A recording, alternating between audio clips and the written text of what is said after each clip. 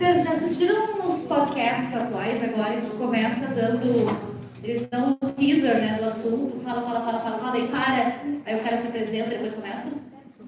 É tipo eu, né, que eu não me apresentei no primeiro, então faz de conta que aquilo foi o teaser. Então agora eu me apresento. Quem me conhece, né, vou de novo aqui repetir, sou Lice Tonquil. Eu sou gaúcha de Porto Alegre, tchê. Vou levar o Rio Grande aonde eu for, mais uma aí, yes! Tem mais gaúcha por aí? Olha aqui, viu? Difícil, gente, Nova York. Eu morei 10 anos em Nova York, a coisa mais rara dela lá era gaúchos, não tem. Então aqui tem mais. Pois é, né? Mas aqui até pra gente é demais. Eu nunca desejei, nunca pedi, nunca sonhei em um dia estar ministrando em retiro de mulheres católicas. Se me dissessem lá atrás que um dia eu estaria em Chicago falando num retiro, cara, pirou, né? Da onde? Logo eu. Por que logo eu? Porque eu sou uma improvável de Deus. E talvez vocês também sejam improváveis de Deus. Improvável, opa, Cida, né? Deixa a nossa porta aí. Improvável porque nada foi planejado, né? E aí é aquilo que a gente não sabe do mover de Deus na nossa vida, a gente não tem noção de tantas e tantas coisas que acontecem no nosso dia, que a gente não gosta, que a gente sofre, que é difícil, que é o que a gente não queria e que daqui a pouco nos leva para um lugar que a gente nunca sonhou em estar e a gente adora. Então, eu contei rapidinho durante ali a primeira palestra que eu casei cedo, né? Eu acabei me separando, depois agora estou no segundo casamento. Estar aqui falando com vocês é um milagre de Deus. Sem dúvida alguma, é um milagre de Deus. Eu tinha 18 anos quando eu terminei o magistério. E aí vejam só, né? Tô aqui eu, piedosa. Eu estudei em colégio de freira a vida toda, até a oitava série. No segundo grau, a minha mãe queria que eu fosse para a melhor escola pública de segundo grau que tinha em Porto Alegre, Dom João Becker, quem conhece de Porto Alegre, naquela época era uma excelente escola, não sei se existe ainda.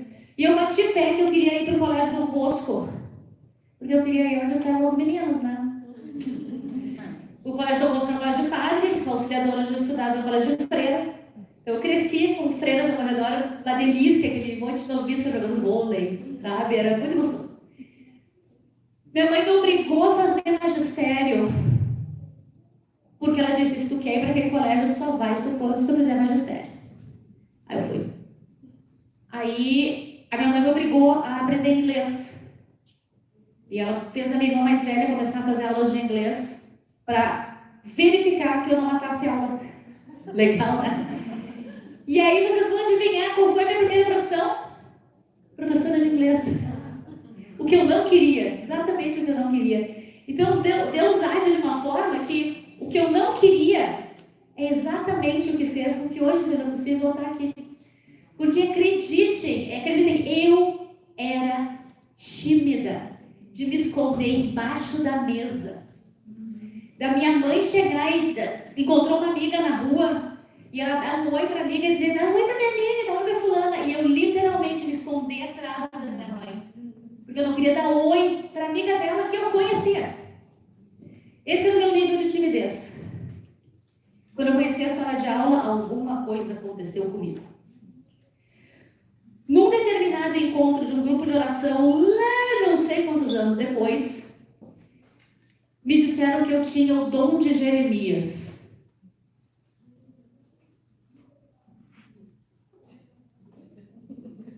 Cheguei em casa, peguei a Bíblia e fui procurar quem era Jeremias, né?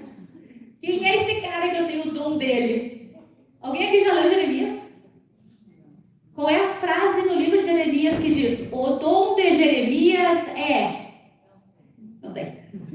Eu li Jeremias do começo ao fim.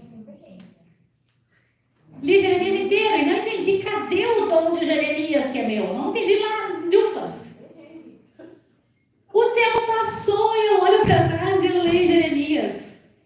Jeremias viveu uma vida de trás para frente, toda atrapalhada. Sabe o que ele tinha? O dom da palavra. Ele falava as coisas que tinham que ser ditas. Por que eu estou dizendo isso? Porque, mais uma vez, isso não é o que eu planejei para falar com vocês, mas é o que está vindo ao meu coração. E aí eu vou aproveitar uma conversa que eu tive com a irmã Rosiane no comecinho, sobre o entendimento do que é nós estarmos presentes e ajudando ao nosso próximo. Quem é o próximo na nossa vida? Quem é o próximo? O próximo. O outro. Família. Conversei e compartilhei com ela que eu tenho um segundo entendimento pessoal desse próximo. E eu vou dizer que, no meu entendimento, tem alguns de vocês em especial aqui, que são as próximas. As próximas que vão receber esse chamado do Senhor e, improváveis e despreparadas, vão estar aqui no próximo seminário, e no próximo retiro, e vão estar aqui ministrando. A nossa maior carência é de mulheres com força, vontade, sem nenhuma experiência, atrapalhadas, derrubando café, que seja, mas aqui, falando aquilo que o Espírito Santo toca no coração, para que mais mulheres possam ouvir. Então, ele vai tocar o coração de vocês hoje. E você só tem que fazer uma coisa: dizer sim. Porque o resto ele faz. Ele vai obrigar vocês a estudar inglês quando vocês não querem. Ele vai obrigar vocês a estudar num colégio. Ou melhor, ele vai permitir que vocês estudem no colégio obrigando a estudar uma coisa que não querem. Ele vai fazer o que ele tiver que fazer com a vida de vocês, para que no nosso próximo retiro nós tenhamos aqui alguém nova. A próxima a estar aqui falando. Então guardem isso no coração e esperem, porque ele vai agir.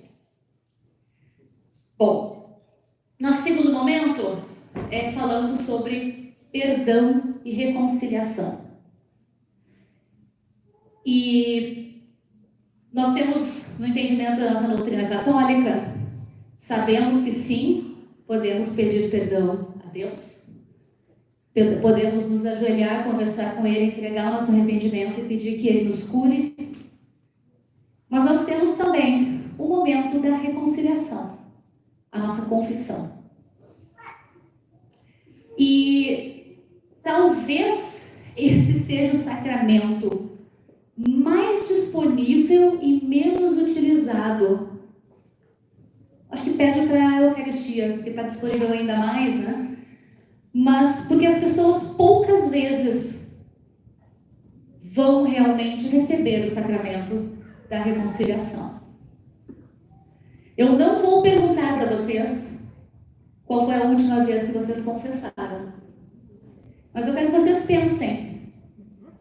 E aí, independente de ter sido semana passada ou 15 anos atrás, eu gostaria que vocês respondessem essa próxima pergunta: por que a confissão não acontece mais frequente na vida de vocês? Quem é que me responde isso? Por a gente achar que não tem pecado, ou não cometeu pecado. Ok, justo. Alguma outra razão? Porque a gente tem certeza que a gente tem pecado. Porque tem certeza, ok. Dois extremos que fazem sentido. Eu acho que eu me sinto quando a gente verbaliza e argumenta. Ponto bonito esse que trouxeste.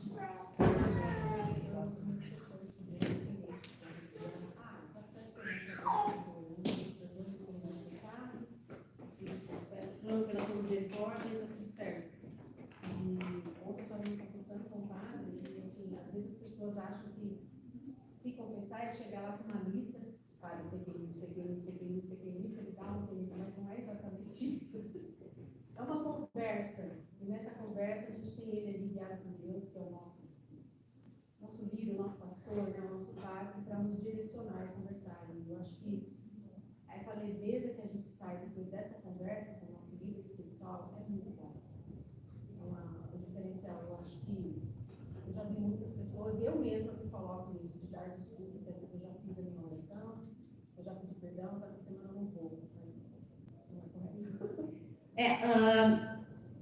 Tu falaste uma coisa que eu acho bem importante, que é a questão, né, de ter uma pessoa te direcionando espiritualmente. Nem todo mundo tem esse presente, essa facilidade, né? Eu, infelizmente, não tenho uma pessoa que eu tenha essa confiança de ter uma jornada. Eu tive a bênção de fazer um direcionamento espiritual com o Padre Vicente de Betânia, mas ficou ocupado demais, me abandonou. Mas o fato é que a gente não confessa porque tem vergonha dos pecados, não confessa porque acha que não tem pecado, não confessa porque às vezes eu não falo inglês direito, o padre não vai me entender mesmo, não tem padre que fale em português, a reconciliação não está disponível no horário que eu posso, e aí as desculpas vão acumulando e acontece uma coisa que é, perdi o hábito. Isso não faz mais parte da minha rotina, da minha vida. E aí uma vez que tu não faz aquilo já há tanto tempo, o que custa não fazer isso por mais tempo, né?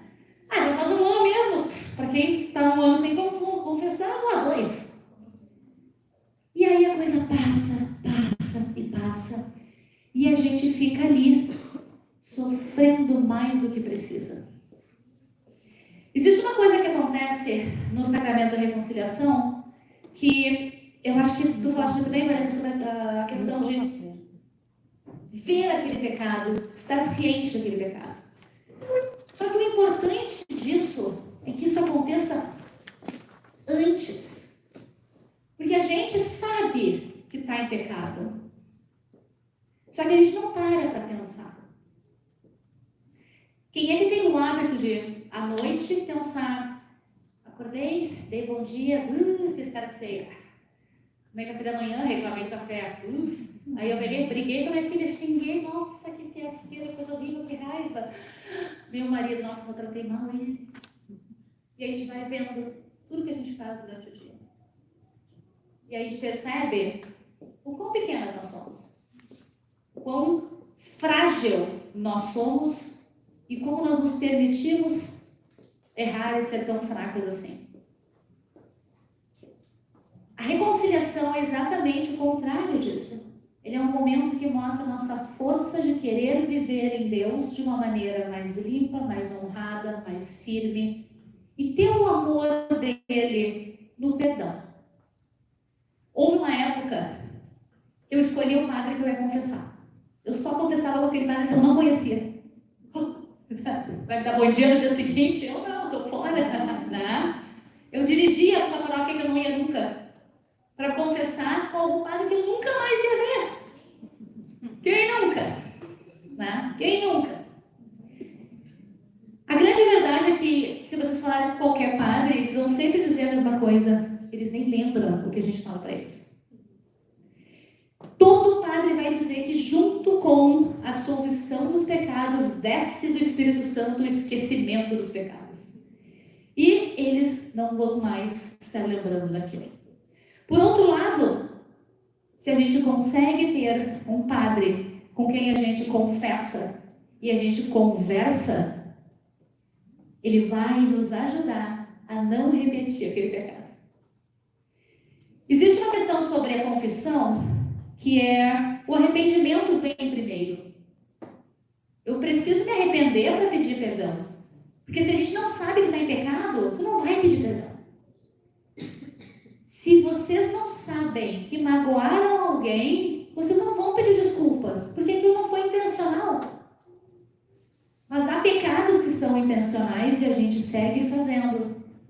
E se tu vai fazer de novo, não adianta pedir desculpas. Não adianta ir na reconciliação.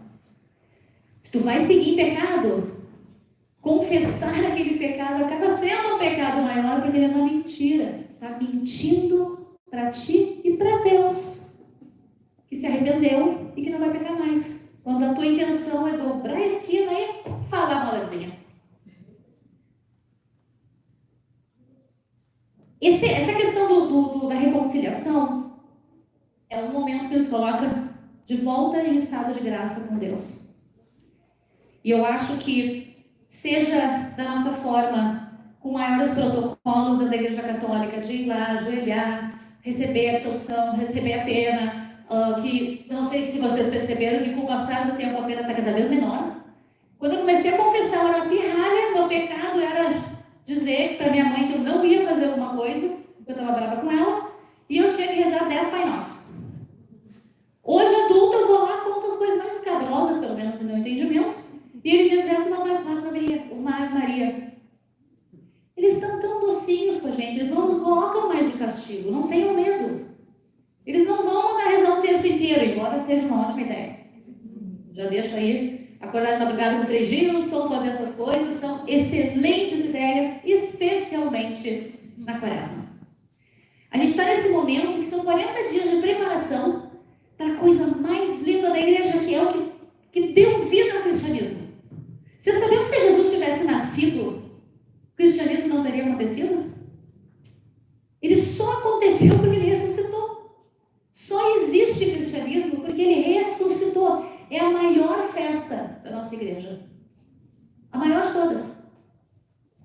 Sendo assim, nada mais certo do que nós nos prepararmos de acordo para esse momento. Preparar para a Páscoa, tendo um momento de reflexão sobre aquilo que na nossa vida está errado e tem que mudar sim. Por isso que a gente faz os sacrifícios. Para se colocar num estado onde o nosso espírito está pronto para sentir o Espírito Santo agindo e nos dizendo: fulaninha, é aí ó, que tu tem que melhorar. Ah, pois é, mas meu marido isso, ele só me enche o saco, ele briga, ele não compra as coisas que eu peço, que não sei o quê, porque ele chega tarde em casa, porque ele bebe demais, porque... E tu o que faz? O que tu está fazendo?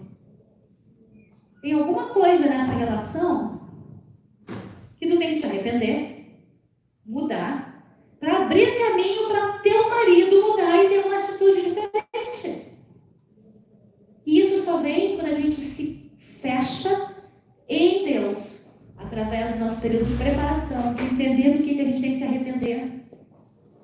Para então ir lá, confessar a Deus e dizer: me ajuda, porque sozinho eu não consigo.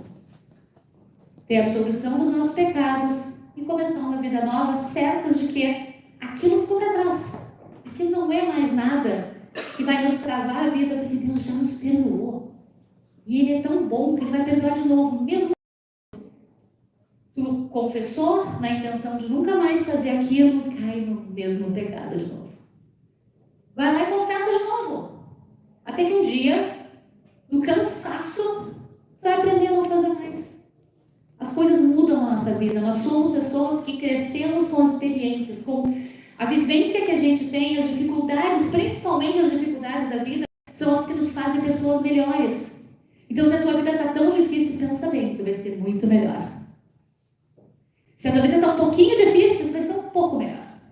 Mas se a tua vida está muito difícil, glória a Deus, tu vai ser muito boa.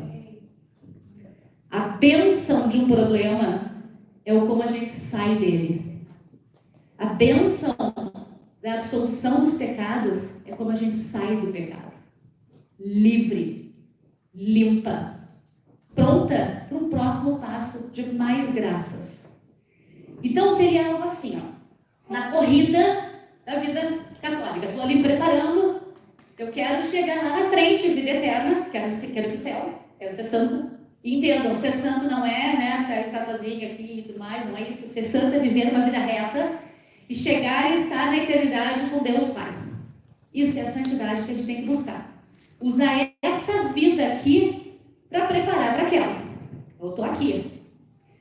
Pequei, volta, banco, senta, pede perdão, corre, vou lá, comunhão, pequei de novo, volta, vai lá, confessa, volta, estou pronta, estou em graça, só que o meu pecado agora, o bonito é que o pecado seja outro. Eu já aprendi e passei para o próximo passo, eu mudei de etapa nesse jogo da vida. E a gente vai sempre tropeçar, a gente vai sempre errar. E o que é legal... Alguém aqui faz musculação? Ok, tá, beleza. Tem alguém que faça musculação há mais de um ano? Me conta aqui uma coisa. Um ano atrás, quanto tu levantava para bíceps? 10 pounds? Tá, e agora? Uhul! Um ano de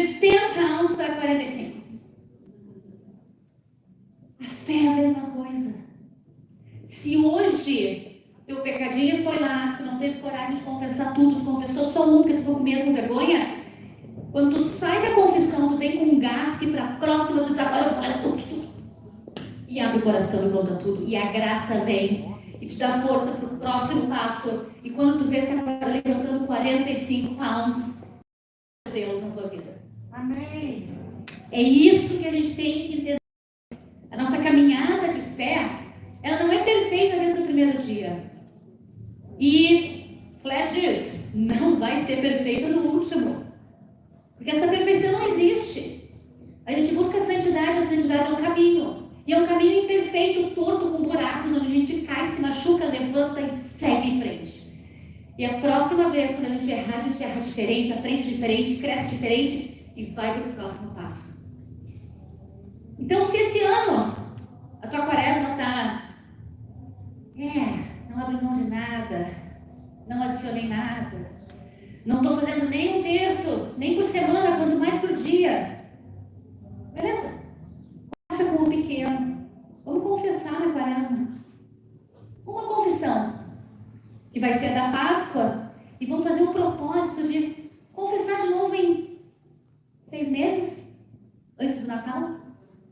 E quem sabe no ano que vem, tu te propõe, agora vai ser a cada 2 meses. E quem sabe no outro ano, tu vai dizer, eu vou confessar todos os meses. E quem sabe um dia, como o Padre Pio, a gente vai começar a confessar 2 vezes por dia.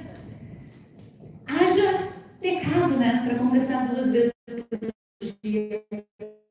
Mas isso não é uma pessoa que peca demais. É uma pessoa consciente da nossa fragilidade humana e de como é fácil errar. Ontem eu confessei com um padre na minha paróquia que ele é irlandês. Eu nunca pensei que eu fosse contar uma confissão, mas eu vou. Eu cheguei para ele depois da missa. Pode gravar. Eu acho que ele vai passar mais vergonha do que eu. Eu cheguei para ele depois da missa e disse, padre, eu queria confessar, então o senhor tem 5 minutos? Não, tem a confissão das crianças da aula da primeira Eucaristia. Vem às 10 horas. Beleza, 10 horas. Me preparei, cheguei lá 10 horas. Padre, posso confessar? Eu te disse que era às 9. Não, tudo bem, não. Mas assim mesmo ele pegou, ele usa uma muleta. Vamos.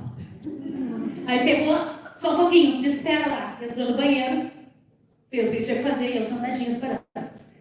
Antes de sentar na cadeira, fala. Eu disse, meu Deus do céu, ele tinha um funeral na sequência, então vamos entender que ele estava com pressa. Não sei por que pressa, porque ele tinha morrido mesmo. Mas ele pegou, me olhou e disse assim, então tá, o que tu quer confessar?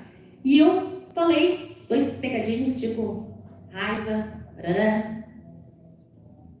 Antes de eu terminar de falar, ele começou a levantar da cadeira e disse, só isso? Me deu a absolvição caminhando e foi pro funeral. Foi a confissão mais express da minha vida. Eu fiquei sentada no confessionário e o padre foi. Então, gente, não dói, não demora. Tem padres que vão sentar, conversar, perguntar mais, tem outros que vão ouvir o pecado. Vocês acham que ele lembra do que eu falei? Tem uma questão que é importante do que aconteceu ali. Vocês acham que ele teria feito essa confissão dessa maneira se eu tivesse aparecido na frente dele pela primeira vez? Ele me conhece. Eu confesso uma vez por mês. Eu vou à missa diária. Ele me vê. Ele conhece a minha vida de oração. Por isso, ele se sentiu na liberdade de ter uma confissão express. E isso é graça de Deus na vida da gente. Ele podia ter dito, hoje não dá. Mas ele esteve lá. E ele me recebeu. E ele me deu a graça de poder estar aqui com vocês. Com meu coração leve. Eu atrapalhei a vida dele. Mas ele resolveu a minha. Ele resolveu a minha. Então, olha só. Esse lado da confissão, ele fala sobre os nossos pecados, pedindo perdão a Deus. A gente está com 10 minutos. mas eu preciso falar sobre uma outra coisa importante, que é o perdão que a gente... Eu sei que é difícil confessar os pecados, ou porque a gente acha que não tem, ou porque a gente acha que tem demais, tem vergonha, como já conversamos. Mas é mais fácil confessar o pecado, ou é mais fácil perdoar aquela pessoa que foi muito sacana na vida da gente? Eu acho que confessar o nosso pecado é mais fácil. Porém, a graça que nós recebemos quando a gente pede perdão a Deus é a mesma graça que a gente tem que dar para quem não quer. E é isso que faz ser cristão ser tão difícil. Porque Deus exige da gente um coração contrito, um coração amado, um coração amável, um coração que oferece aquilo que não tem para dar. Perdão a quem nos fez muita coisa errada. Existem pessoas, obviamente, pessoas santas, que perdoaram o assassino de filhos. Papa João Paulo II perdoou o cara que atirou nele. Eu não sei se eu teria esse coração. Eu rezo para que um dia eu tenha. Mas a gente tem que ter o coração para perdoar aquelas pessoas que fizeram coisas que às vezes prejudicaram demais a nossa vida. Mesmo que a gente não tenha essa força, Ele nos dá.